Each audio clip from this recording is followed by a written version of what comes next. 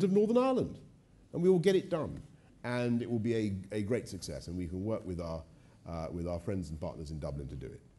Now, if you answer this next question in less than 2.5 minutes, shall we take our life into our hands and take a spontaneous one? Yeah, of course, we should take any number of spontaneous Right, questions. Keith. Good morning. Yes. Are you committed to ensure that all animal welfare legislation, as it currently stands in the EU, will become law in the UK post-Brexit?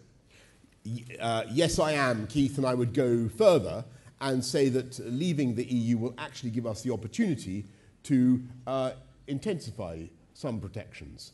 And I would point out, for instance, live transport of animals to the continent, where we can do more, and we should. There may be other things as well. There are areas where actually I think the spirit and feeling of the British people is animal sentience, for instance. The spirit and feeling of the British people is very much in favour of protecting animals and protecting animal welfare. Where there are sensible things that we can do, then that go beyond the current framework, then we should do them. Right, who would like to ask a question? Gentlemen, yeah, right. One in the front row here, if we can get a microphone here. And let's have someone over this side, because I think you've been a bit neglected. A chap in the front row here. Hello, Boris. Thank Sir, you. no, It's an absolute pleasure to hear the Come on, positive get on with it. message. Yep, okay. So, Huawei. Will you commit to looking again at Huawei and standing firm with our US and Five Eyes partners and saying no to Huawei in our security network? Well, I'm very, very dubious about anything that compromises our security. Obviously, I don't want to pitchfork away investment in our country, and I've helped to attract a lot of investment from China, from India, around the world into the UK, and I'm very, very proud of it. But you can't, and it may even be that there are useful things that can be done in infrastructure. The Chinese, as you know, are heavily committed to Hinkley. We've done that. But, as you rightly say, we should not be doing anything that will deter cooperation with our most valuable intelligence partners, the Five Eyes. That's where, and I really saw this as Foreign Secretary, but with the responsibility for the agencies. This is an unbelievable relationship. We cannot afford to put it at risk. Right, final question over here.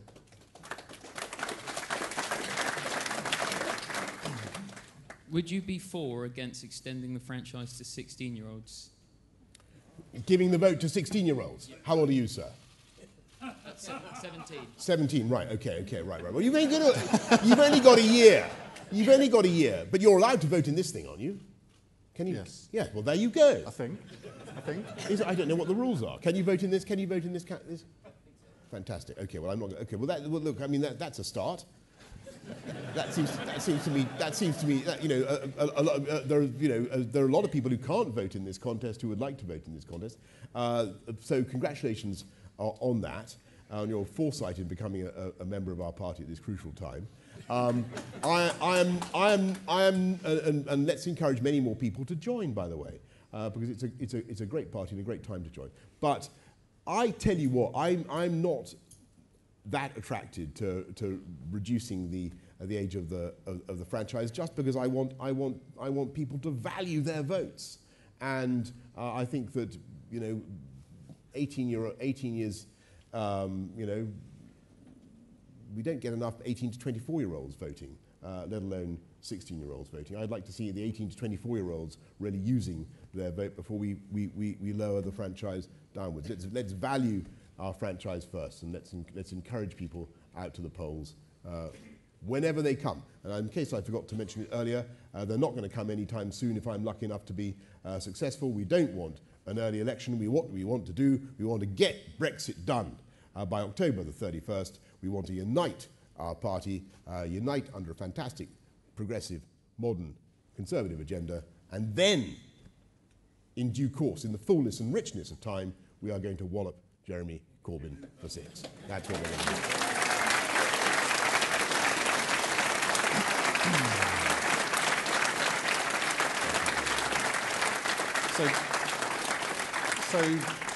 basically you're going to wait for an election to allow this young gentleman to vote. That's the message.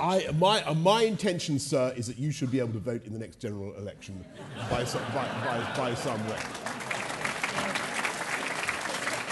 Right. Mr. Gentleman is determined to ask a question, but we've gone 2.5 minutes over our time. I will give Jeremy Hunt the 2.5 minutes as well, because that's obviously fair. Boris Johnson, thank you very much. Thank you. Thank you very much. Thank you. Hold on. Thank you very much. Thank you. Thanks a lot. Thank you. Bye-bye. Thanks a lot. Nice to see you. Bye-bye. See you. Thank you. Bye-bye.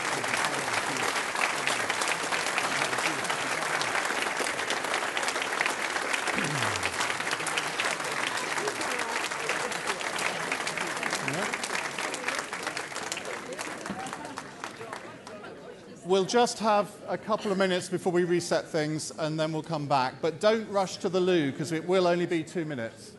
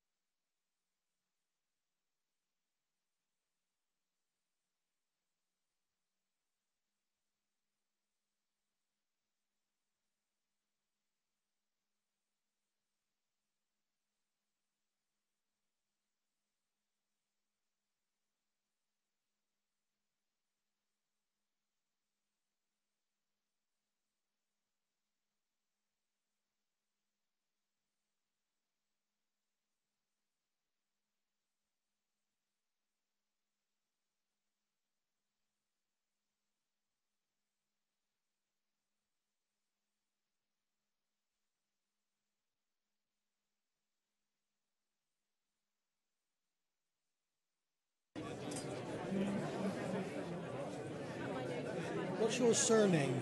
Dale. Dale. I am going to introduce myself. I should have done it at the beginning, but I forgot. I'm so self-effacing, you see.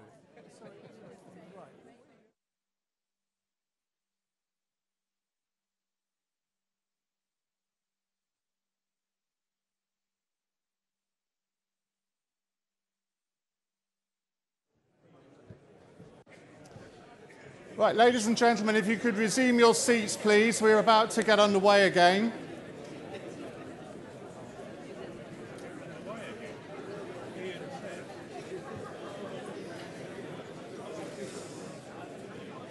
Please retake your seats, or they will be removed. I have had a complaint, ladies and gentlemen, that I forgot to introduce myself at the beginning. It's because I'm so self-effacing, you see. My name's Ian Dale. I host the evening show on LBC Radio and do sort of Newsnight. Basically, I'm a gob on a stick on politics. So that's why they've got me to do this, because I interview people for a living. So let me, without further ado, introduce you to contestant number 2, Jeremy Hunt.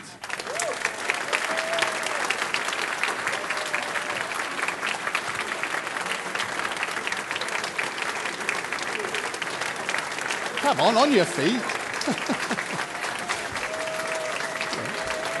Thank you. Hi. Thank you. Right.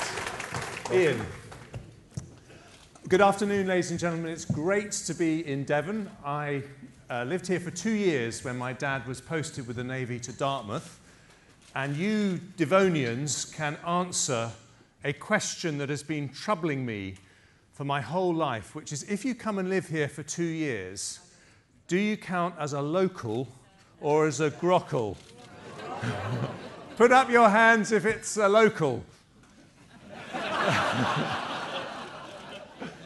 Well, as a very happy grockle, we had 2 wonderful years. In fact, I'm with my sister who's here today, and we had a fantastic time here. And this is really one of the best places in the country with the coast, Dartmoor, Exmoor. You've got everything, and it's wonderful to be here. And friends, we are in a very serious situation for our country. If we get things wrong, there will be no Conservative government, no Brexit, no Conservative Party even. But get things right, and we can deliver Brexit, unite our party, unleash the incredible potential of our country, and send Corbyn packing.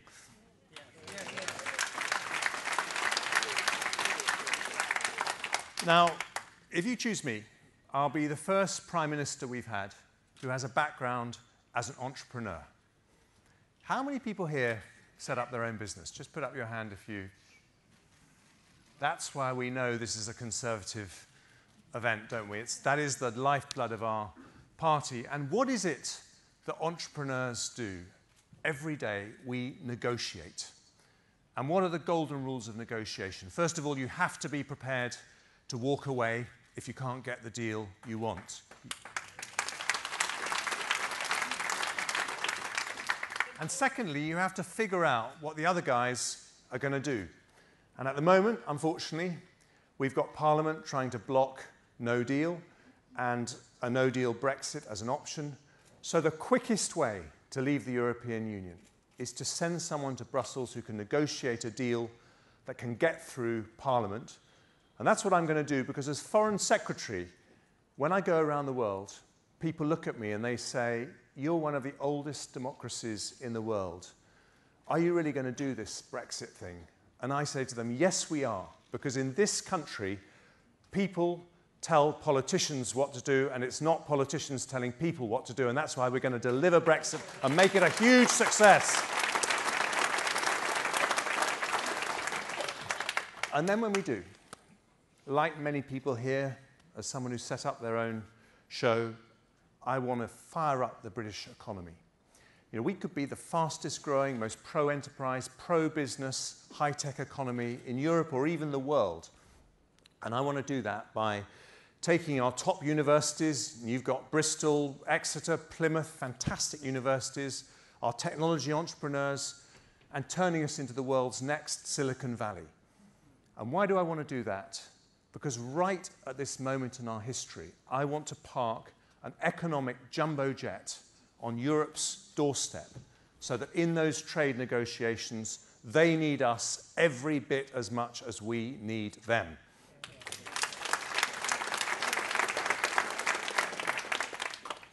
And then, as Conservatives, we need to have not just an economic mission, but also a social mission. Now, for me, for a long time, that was the NHS. And in the audience today, we've got two very special people. Where are Scott and Sue Morrish? Are they? They're sitting over there. Scott and Sue Morrish. They came and saw me. They asked to come and see me. I didn't know them from Adam, just a few months into being Health Secretary. And they told me the terrible story of how they lost their son Sam to sepsis when he was just 3 years old. And the NHS normally does such a fantastic job. But in this case, when they raised those concerns, they said the shutters came down, no one wanted to meet them, talk to them. And that was probably the moment when I realized that the culture in the NHS needed to change. And I had my battles there. But after nearly 6 years, we had nearly 3 million more patients using good or outstanding hospitals. And if anyone deserves the credit for that, it's people like Scott and Sue and patients who campaigned to change the NHS. And let's just give them a big round of applause for what they did.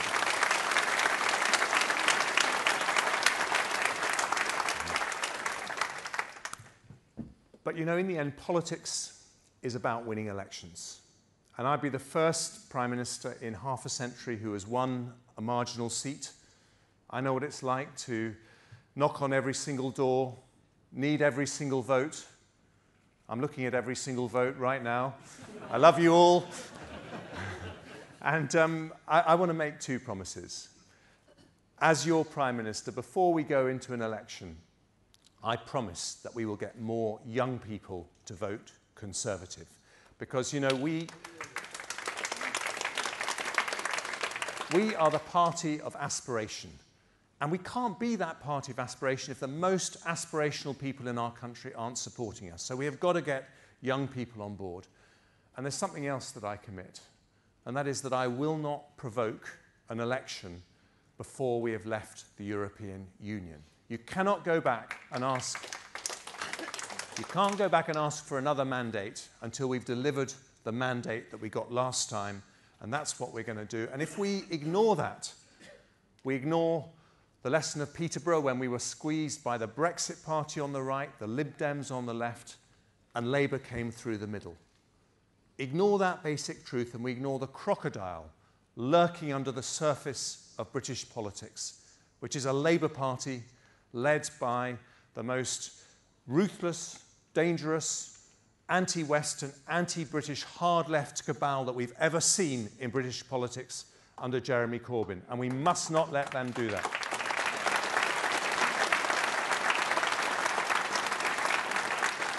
So, faced with a hard-left populist like Jeremy Corbyn, we could choose our own populist. Or we could do better. We could choose our own Jeremy. And this Jeremy is going to win the argument for enterprise, aspiration, for true social justice. Not so much social justice for the people in this room. Most of us have done okay in our lives. But social justice for young people desperate to find a decently paid job, for families desperate to buy a home, for older people who just want to live out their days in dignity and respect. That is who the Conservative Party is for. We're going to deliver Brexit, unleash our potential, look after those people. Let me show you how. Thank you.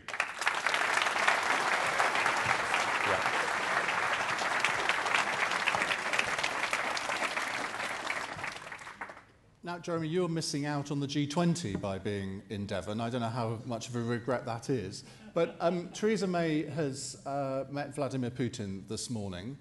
If you were with her, what would you be saying to Vladimir Putin? And do you think it's possible to rebuild relations with Russia?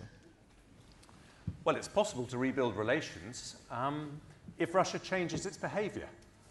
But last year, Russia used chemical weapons on British soil in Salisbury, leading to the death of a British citizen. And my worry about Russia is that they're up to their old tricks. And you know, my dad was in the Navy, and thanks to that generation, we won the Cold War because they never took peace for granted.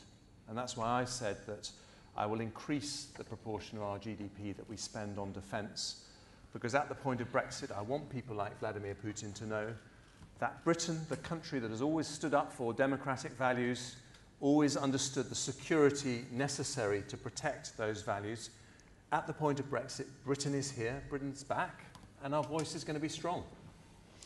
How much would you increase defence spending by? Because there's been a lot of spending commitments been flying around from both candidates in this leadership election race, and at some point, one of you is going to have to deliver on them. Indeed, and I'm looking forward to that. Look, I've said that I will increase defence spending to 2.5% of GDP over 5 years, which means that it would go up by 15 billion by the end of the next 5-year period.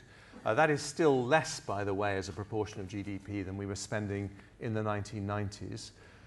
But I look around the world today, and we don't have the Cold War, but we have Russia doing things that, that we hope they wouldn't be doing. We also have the rise of China. And I think that this is a period when we have to recognize that our democratic systems, our open societies, the things that we treasure the most are not things that we can ever take for granted. So I recognize that this is a bigger call on taxpayers, but I think it's the right thing to do for our country, and I think it says the right thing about our country, that we're prepared to stand by our values. Switch to Brexit. Can you confirm that the current withdrawal agreement will not be put before Parliament again if you become Prime Minister? Yes. Good.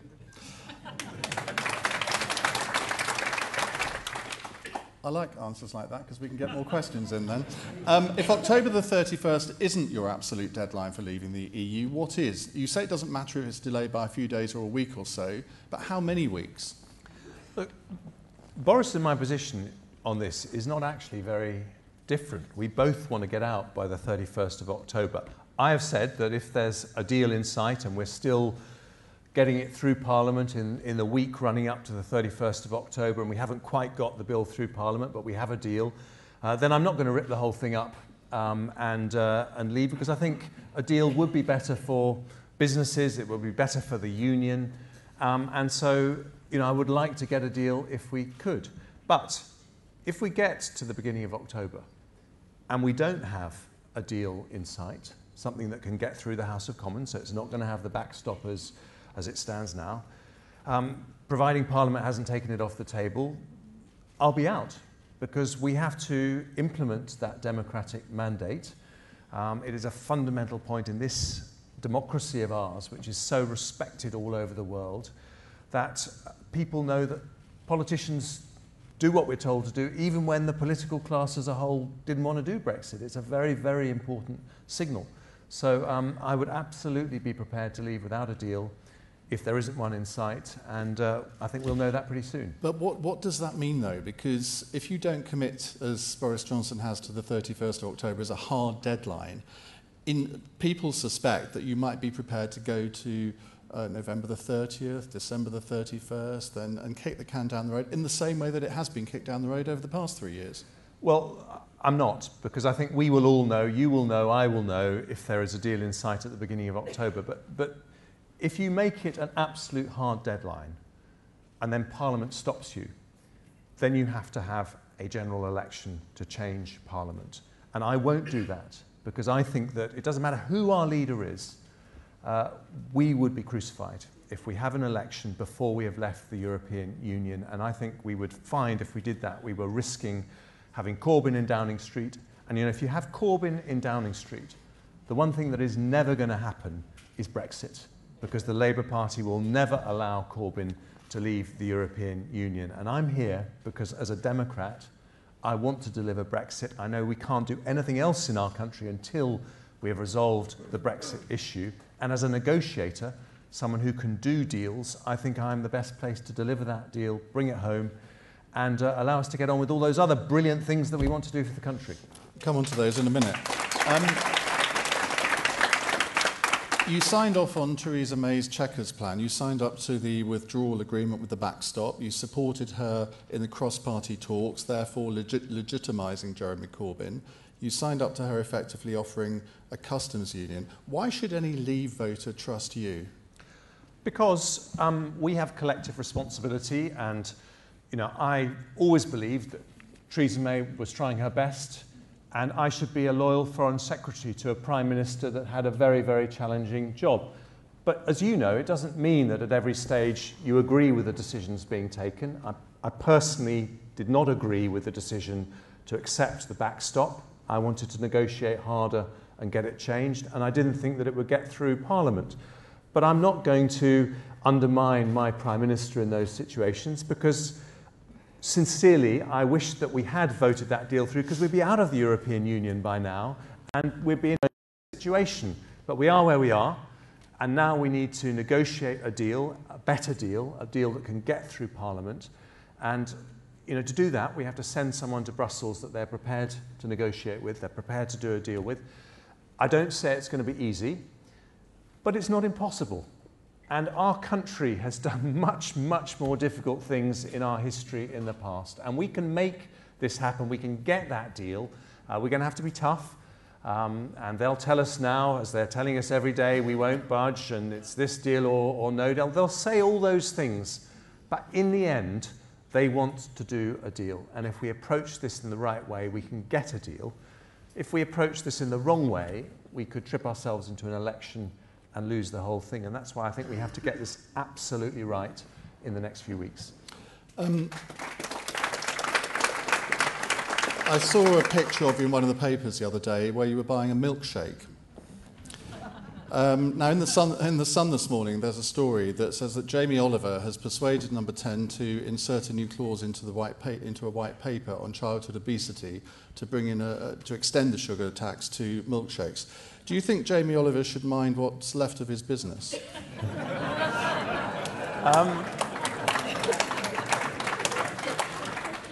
Well, I'm going to tell you a secret. I was health secretary for 6 years. No, that wasn't. I'm coming on to it now. Also, I was an entrepreneur. Did you know that was another secret? Yeah. But you weren't the son of a bus driver. I spent 6 years trying not to go into McDonald's because people wouldn't approve of the health secretary going to McDonald's, but I did once go in to get some Happy Meals for my kids, and the staff was so delighted they asked to take a photograph with me, which obviously meant the secret was out. But I like my milkshakes. The way to solve this problem, we do need to tackle our obesity crisis. We have the second worst obesity levels in Europe, and it is something that disproportionately affects people from poorer families. But the quickest way to deal with this crisis is for the people who manufacture milkshakes and other products to reduce the levels of sugar in those products so that the taste doesn't change very much, but they're much healthier. So I think you threaten them. You say, look, we'd be prepared to legislate if you won't play ball, but my experience is if you make that threat, you don't actually need to follow through with the dreaded milkshake tax, and that's what I do. Final question from me. I said I would ask you this on Saturday, but didn't, so here goes. How important is character in people making their decisions as to who to vote for in this contest? Are politicians' private lives up for grabs?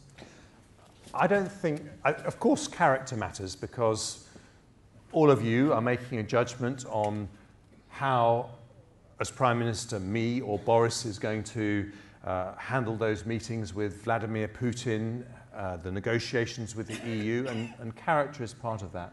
But private life should not be part of that, because we all have things in our private life, things that we did 20 years ago that we wouldn't want our mum and dad to find out about. I've got lots, and I'm not going to tell you, Ian, sorry. And my wife's sitting in the front row, so that's another reason. Sorry, I'll ask her later. She doesn't know them.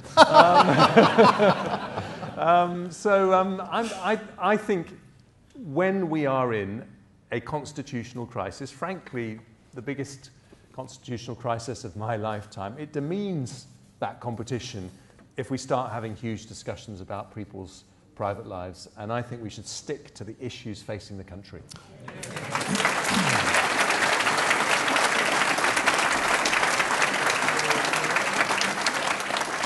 Right, well, let's do that now. We've got a couple of extra minutes for questions because we ran over a little bit with Boris, so we can get a lot more in. Helen Millman is the first question, followed by Anthony Starkey. Helen.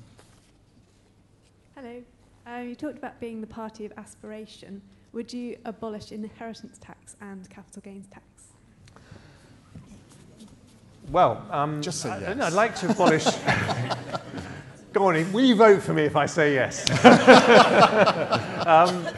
Look, I would like to reduce lots of taxes, and inheritance tax is one of the most unfair taxes because people have worked hard all their lives, they've saved up, and one of the reasons you save up is to pass things on to your children. And so, as Conservatives, we worry that inheritance tax discourages people from saving and doing the right thing.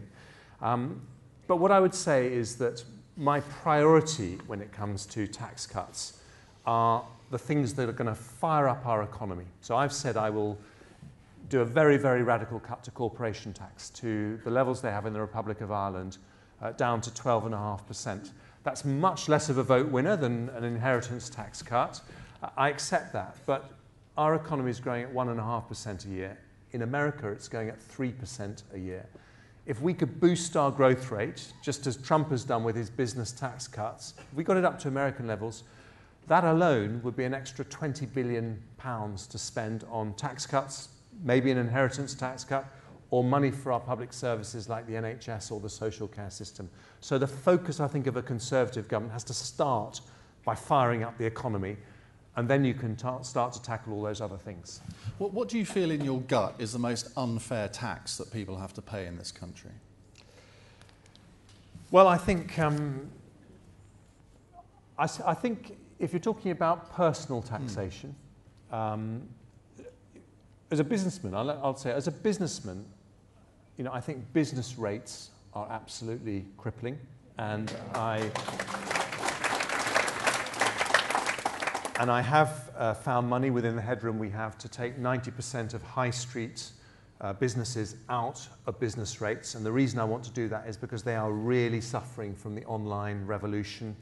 And I want them to help them reinvent their businesses, and I want our high streets to be thriving. But on a personal level, and this is not a commitment as something I would do right away because we don't have the money to do this right away, but it's something that I would like to do in due course. I think that everyone in this country should be able to earn £1,000 a month without paying any tax or national insurance. I think that as Conservatives, we should understand that life is very expensive now. The rent is very, very expensive in our cities, and we should support people just starting out by reducing that tax on the lowest paid. So that would effectively bring the national insurance level up to the personal tax threshold? Correct. Right.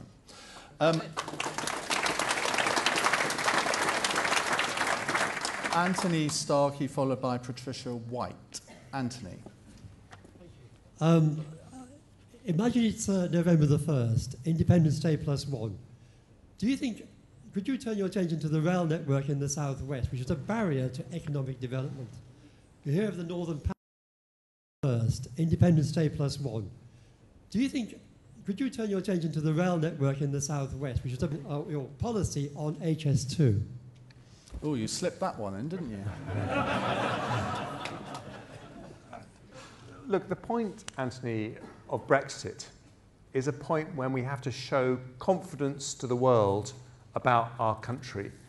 And that means sorting out our infrastructure, which I think has trailed other developed countries for far too long. I lived in Japan for a couple of years in my 20s. Sure it wasn't China? I have been known to muddle this up, Ian. I think that was a low shot, don't you? That was, you know... Right. I'll do one to Boris in Carlisle.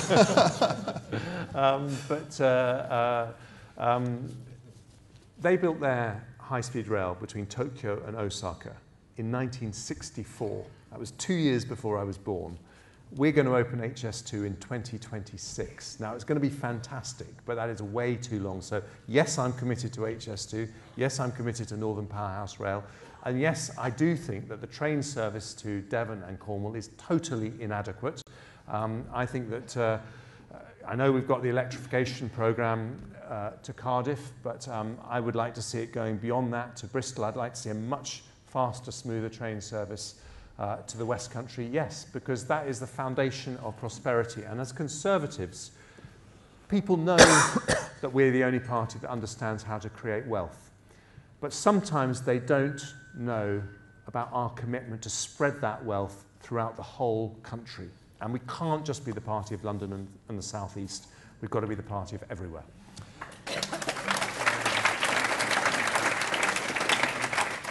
Patricia White, followed by Toby Shirazian.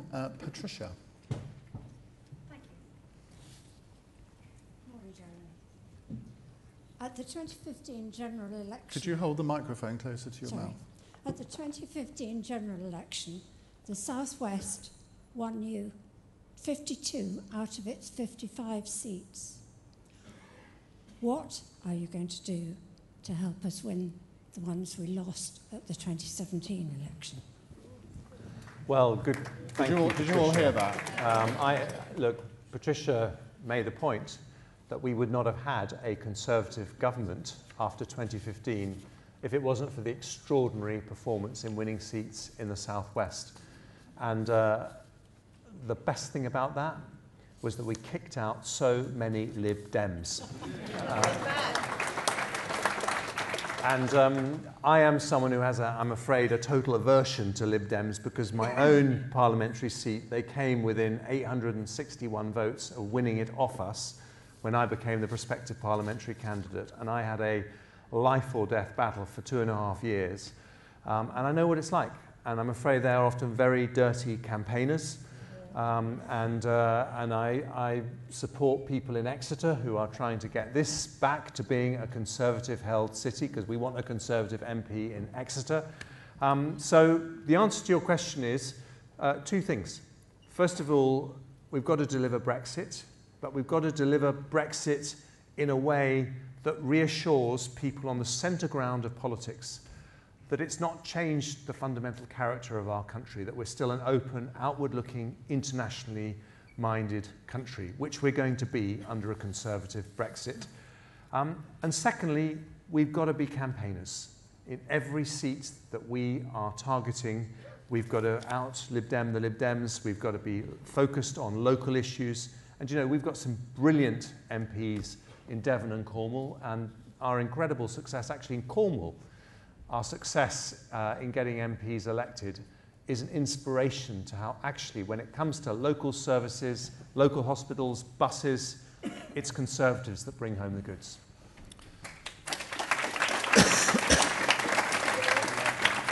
After Toby Shirazi and David Trezzi, Toby? Good afternoon, Jeremy. I pay £9,250 a year for my university tuition, and I only 8 hours of contact time a week. Are you committed to ensuring that universities provide value for money, and if so, how would you intend to do this? Well,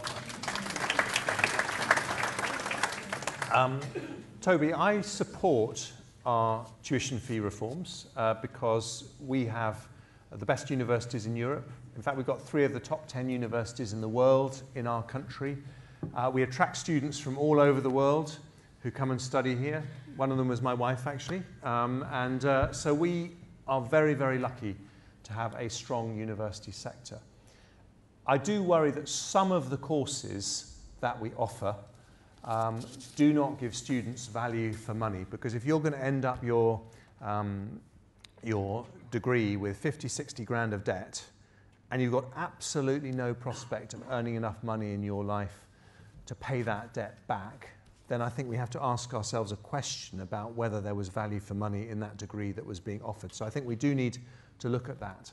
But I also have a particular worry about the system, which is, although on the whole the reforms have worked, I cannot, when I knock on someone's door, justify why the interest rate on tuition fee loans should be 6%. I just don't think it's fair.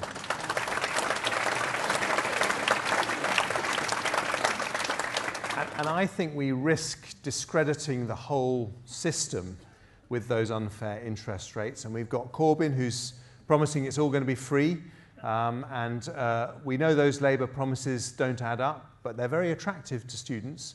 And that's why I think we've got to deal with that unfairness. And that's one of the things that I promised. And how much would that cost if you brought the interest rate down? Because presumably the interest rate is so high to compensate for the fact that half students don't ever pay them back. Exactly. That is the problem with the system, that as it stands at the moment, half the students don't pay their loans back. And one of the reasons for that is because the interest rates are so high, so that they get out of people's reach.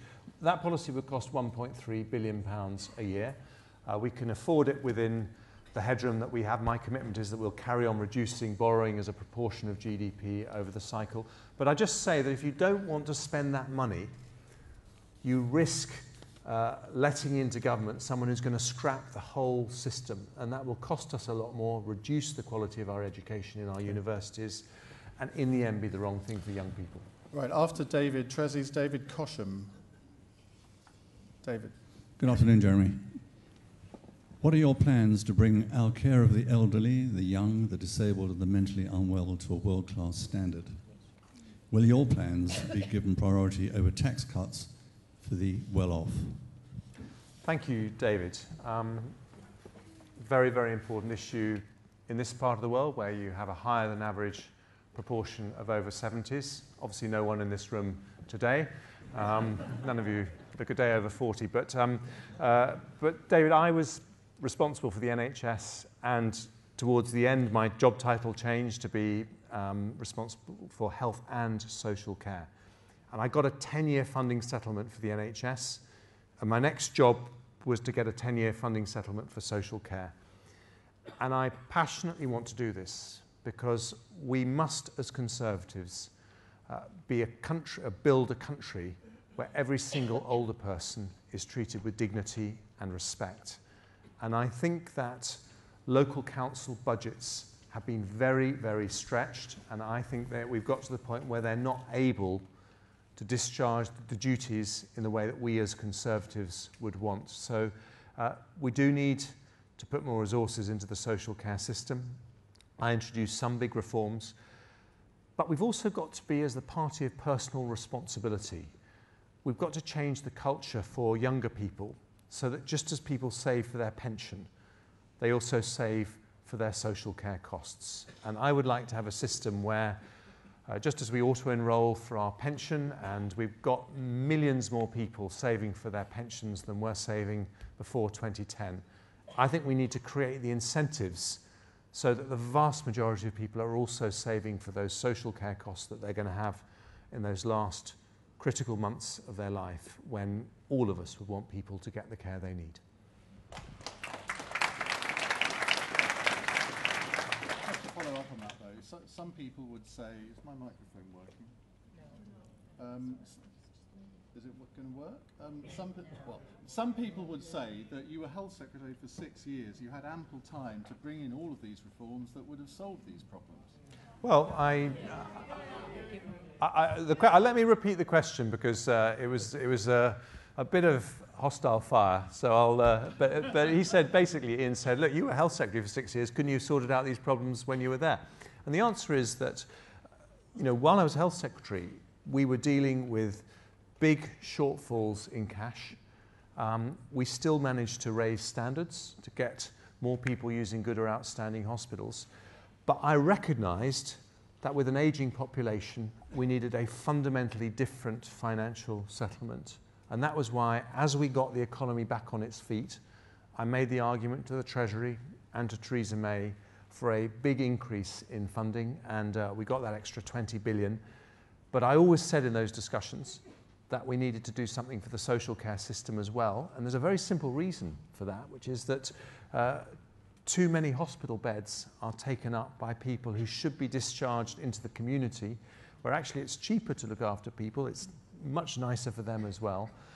So you can't just solve the problems in the NHS and not look at what needs to happen in the social care system. Right, is this not working either? After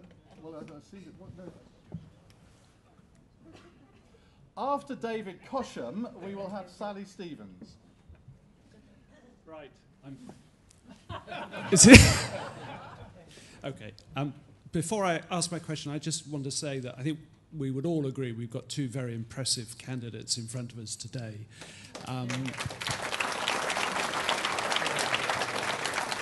I sense something is coming after that. There is a however, because I want to ask you, Jeremy, what you're trying to achieve in this campaign when you do throw the occasional insult at your opponent, and I'm thinking of the word coward in particular. Well, David, let me say this. I have been asked about 1,000 times in the last week to make comments about Boris's personal life, and I have rejected every single one. But we do need to have a debate on very important issues. For example, would you call an election if Parliament blocks a no-deal Brexit? I think that's something the Conservative Party needs to know where both candidates stand. I said I won't call an election because I think that would be a mistake. And I do think we should have head-to-head debates and have these issues out. And I think we should have those debates before people cast their votes. This time next week, many of you, if not all of you, will actually have your postal ballot papers. And being conscientious Conservatives, I expect many people will vote by return. And you know, we should allow people to have those head-to-head debates, or see those head-to-head debates, before they vote. And at the moment, the other lot are saying they'll only have head-to-head debates after many people have voted, and I think that's wrong.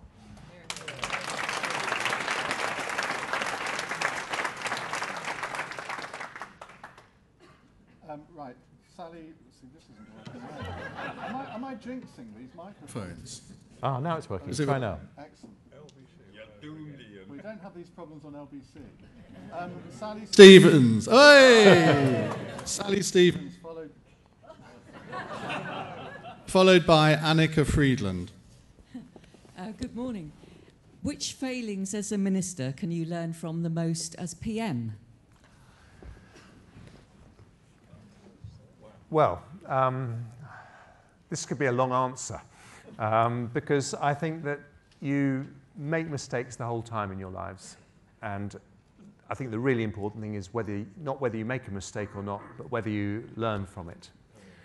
And probably the most difficult and bitter battle that I've had to fight as a Secretary of State was the junior doctors' strike. It actually lasted for almost as long as the miners' strike. It was a very, very bitter and difficult dispute. And I felt passionately, because of the issues that I was talking about earlier, that we need to have a 7-day NHS where the care is every bit as good on Saturday and Sunday as it is in the week. And so I felt that this was an argument that I needed to have. But what I realised in the course of that dispute was that I wasn't getting my message across to the junior doctors themselves. I got it across to Conservative Party members who were incredibly supportive, to colleagues in the House of Commons who backed me to the hilt. But these 51,000 junior doctors, who are amazing people, work incredibly hard. They're the future of the NHS.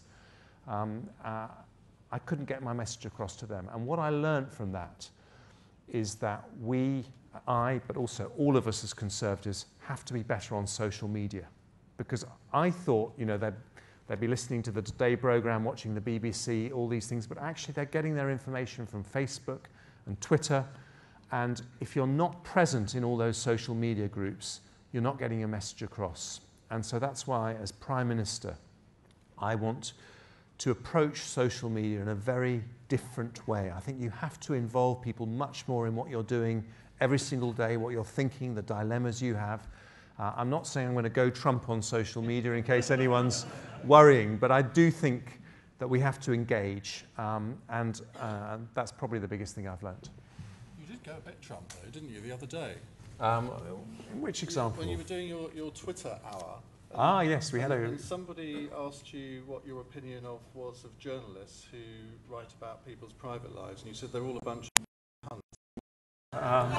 Actually, the question was, what do you say? What do you think about the journalists who get your last name wrong? That was it. Yeah. You're right. And that's what I said to that one. But yes, It's a bit of fake news for me, that. Right, Annika Friedland, followed by Peter Walsh.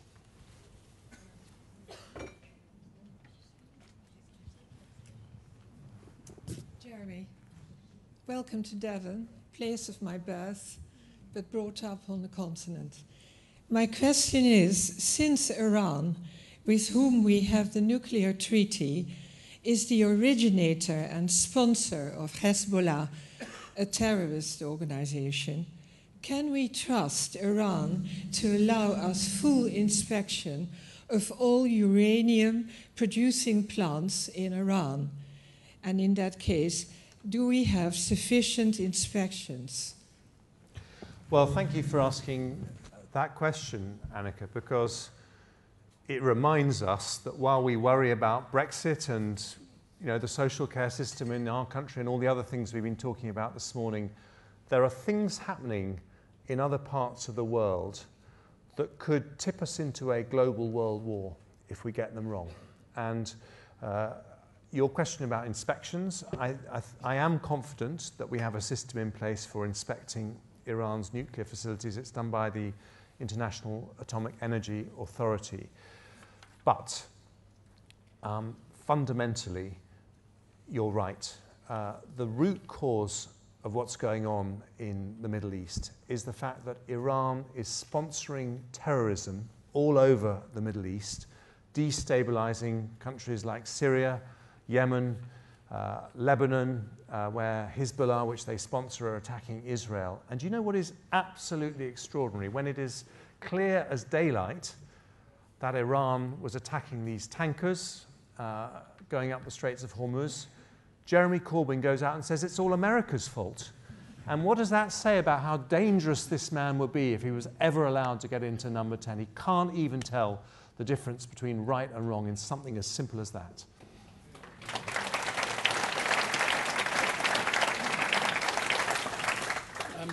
I'm going to read these two questions out myself because they were asked to Boris Johnson as well. Peter Walsh is asking, bearing in mind the quality of the two candidates, will whoever is successful bring the other into their cabinet? And if losing, what position would they like? Well, of course, I would love to have Boris in my cabinet. I think if there was a Secretary of State for collective responsibility, I think that would be a good post for him to take responsibility for. But, Boris is someone of enormous talent. He's changed the course of our history through his leadership of the Leave campaign, and he should always have a very big role in taking things forward. So in terms of what role he would have, I think that's a discussion that I would have with him in that situation. Would I serve him? Of course. We're in an incredibly difficult situation. I think whoever doesn't win in this contest needs to put their shoulder to the wheel and serve loyally the winner, so that we can get through this, get to the other side, and give the country all the exciting things that we want to do. Presumably like to stay in your current job? Well, I love my current job, but I think these are all these are the details. I think the important thing is that both of us should be willing to serve the other if things don't work out the way that we want. And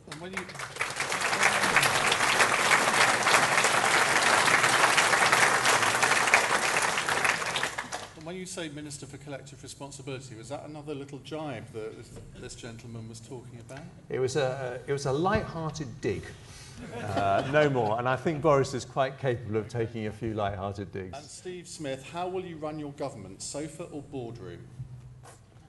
I'm much more of a boardroom person, but I think boardroom sounds a little bit formal. I think what you need to do is have small meetings where you can get a group of people sitting around the table on important issues, meet at least weekly, sometimes more often than that. The trouble in government compared to the business world is that the number of people coming to meetings tends to explode, and before you know it, you've got 20, 30 people who all want to sit in a meeting, and then another 20 or 30 people sitting around the edge of the table. And it's very difficult to have those really frank, precise conversations that you need. That's a really good point. Are you going to get rid of all of these ministers who attend the cabinet? Just have a 22-member cabinet so it actually means something to be a member of a cabinet. Well, I think, you know, in the last 9 years, I've seen how cabinet can work and also how cabinet can fail. And there are various constitutional reasons why you have people sitting around the table, and there's only actually a handful of people who attend cabinet, but the most important thing is that you need to have a cabinet where everyone is discreet about what's discussed. Because if stuff is relayed to the media afterwards,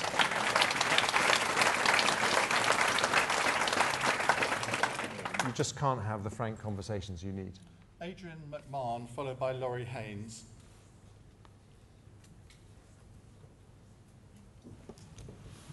Jeremy, what is your specific strategy for eliminating what I think is the scourge of illegal drug usage and the associated criminality if you were to become our next Prime Minister? Well, thank you, Adrian. Let me make two observations. One thing that I have never understood is why we don't have a more active and determined approach to having drugs-free prisons. Because we have far too many drugs in our prisons. This is a place where you could treat people to wean them off the addiction they have, so that when they go back out into the world, they don't need to go back to the criminality to pay for their drug taking. And when I was Health Secretary, I started a pilot to see if we could actually have our first drugs-free prison, and I think that would be a starting point. But let me talk about the root causes more often. I think that two things. First of all, one the state can do, and one that all of us can do. In terms of what the state can do, too many young people leave school not able to read and write properly. And I think that those people are the people most likely to lose hope in our society. They're the ones least likely to get a decently paid job. And if we could sort out that problem in our education system, be the Conservative government that abolishes illiteracy, that would be a big step forward. But there's a family point as well. There's a fascinating study from Iceland which shows that parents that spend more time with their children are less likely to have obese children and less likely to have children who take drugs or children who become alcoholics. And I think we need to look at experiments such as the one that they had in Iceland, which had a dramatic impact in reducing drug use.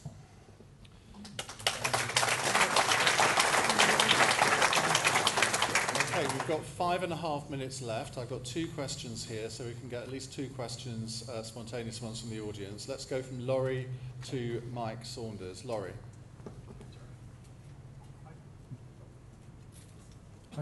Yep. My question is about the UK arms export trade. As far as I'm aware, our very valuable export trade in arms is worth about $3 billion, of which, to the best of my knowledge, around 40% goes to Saudi Arabia. So my question is, as PM, would your Department of Trade stimulate arms exports, and especially to Saudi Arabia?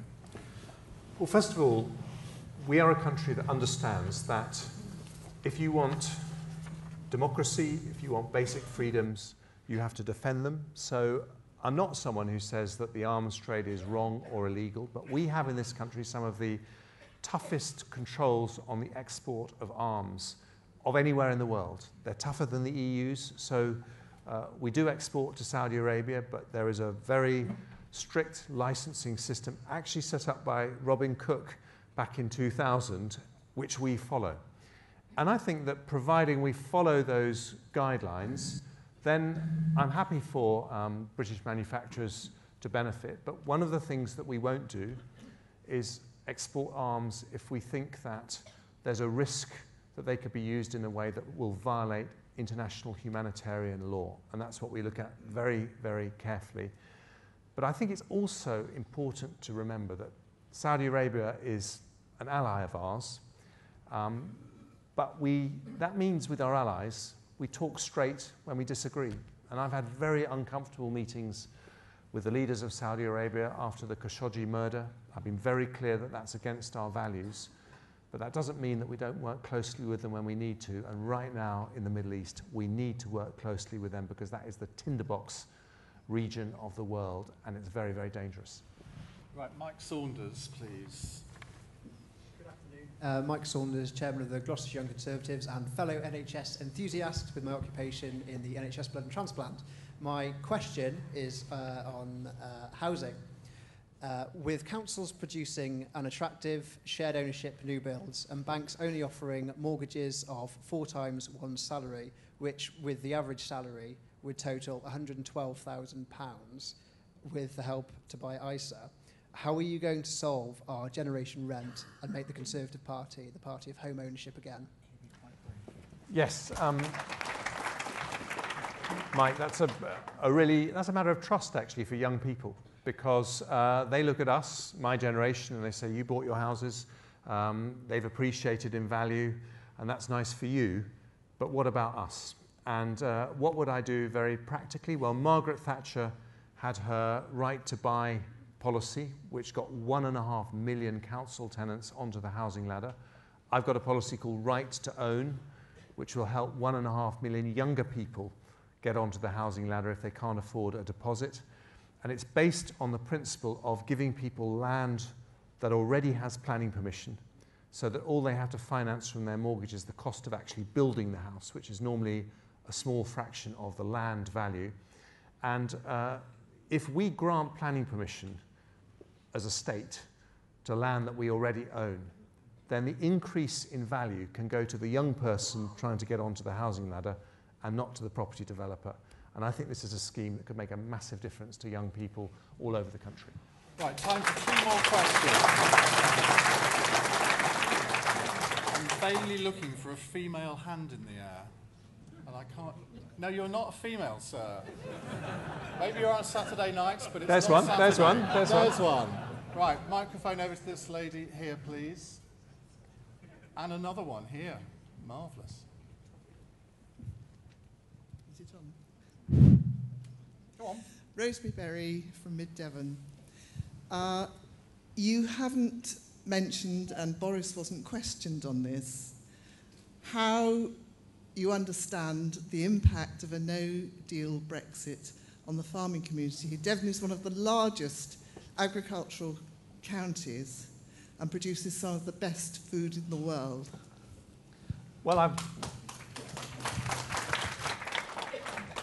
thank you, Rosemary. Actually, I went to a farm in Devon this morning, which is a wonderful place that makes a huge amount of cheese. And I talked about this very issue with the person running the business. And the fact is that the farming sector would be one of the most adversely affected by the tariffs that would be introduced in a no-deal situation. Of course, we would find support for them in that situation, but it would be very challenging. And that's why I think we should try our very hardest to get a deal so that we don't have that kind of disruption. Sheep farming is an industry that could be devastated. I met a sheep farmer who exported 95% of his lamb to Europe. A 40% tariff on that lamb could wipe him out overnight. So that's why it's so important to work hard for a deal, and that's what I'll do. And presumably the no-deal planning would take that into account, so you would have to pay compensation to farmers in that position. A lady over there said, how about buying British? Of course, that is true. In a no-deal situation, you would have a readjustment. There'd be some farmers who would actually do well in that situation, but there would be disruption. And it's not just for farmers, but for manufacturers and for many other businesses. And that's why we've got to have a really strong package to support them. Brief question and brief answer. Actually, you can pass the question on to someone else. Oh, all right, okay. Oh, here. You said you don't want. Where's it? Have you got the microphone? No, wait. We've got to have the microphone. I can repeat it if you want. Hello. You've said you don't want an election to get Brexit through Parliament, but if the House stops you, it's at a complete impasse. How do you move forward?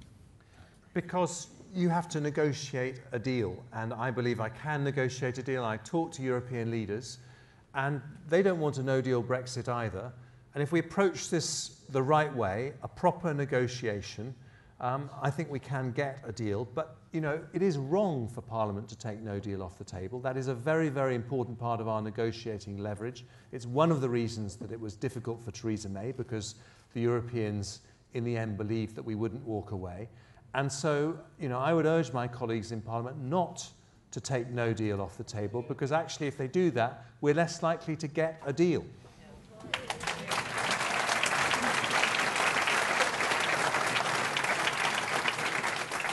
I now owe Boris Johnson 2 extra minutes in Carlisle tomorrow. So.